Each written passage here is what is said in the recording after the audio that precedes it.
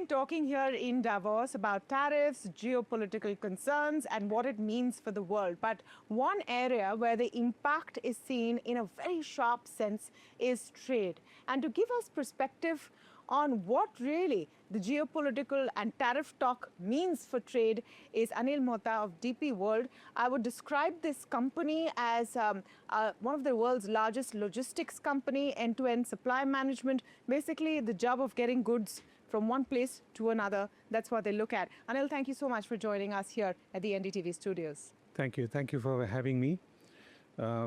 It's a pleasant weather today relative to yesterday.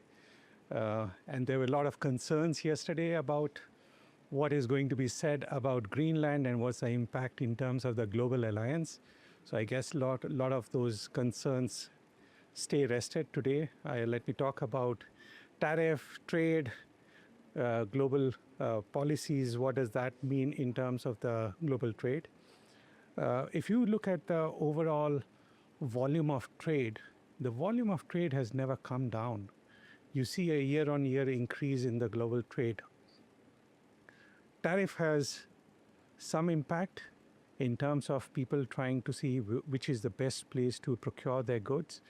But in terms of the overall value of the goods, if you start looking at what is it in terms of impact for the full value of the cost of the product, it's not that substantial. In the past, the US tariffs used to amount to more like 2.5% on an average value of a good that a person would consume, which today is more in the range of 10 to 12%. Yeah, 10 to 12% cost of goods increasing relative to the price people were paying for the tariff ocean freight during the COVID times is not that meaningful. Yeah, so it is not something that is going to deter people from consuming goods. What people have to consume, they will consume. The price will be a little high, but it's not as bad as what people were paying for freight back in 2022, 23. Now, we need to think what is the objective and what is going to be achieved out of these trade policies and how the developing markets can position themselves into China plus one or China plus many strategy.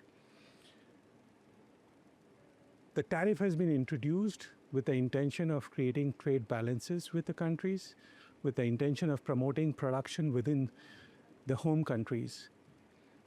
Can it deliver the outcome in places like US and Europe?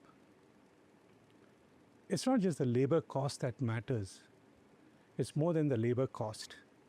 Labor cost arbitrage goes only a few miles. It's the overall productivity gains that you achieve is the most important thing that matters. And that is where countries in the developing markets needs to create the full ecosystem for trade to grow in those countries. It's not one thing that matters. Having a good port is important, but having a good free zone or an industrial zone around that is equally important. Giving a comfort around the regulatory certainty is equally very important. No, so let me come to some of those 2 points with more details. Number one, you said that the impact on the value of trade has not really changed with tariffs. People pay the extra because they have to. But that's on an absolute term. There would be a difference in some discretionary and non-discretionary items. Pharmaceuticals, etc., yes, no matter how much you charge, people are going to get it. But have you seen certain buckets of trade or sectors of trade taking a hit or certain routes taking a hit? Trade is like a river flowing through the mountain. It will find its way. You create obstacle, it will find alternate ways to find its ultimate consumer. And that cannot be stopped by putting in, artificial blockages like tariff or currency restrictions. We have not seen the trade reduce in terms of quantum. Year on year, we are seeing the trade volume increase only.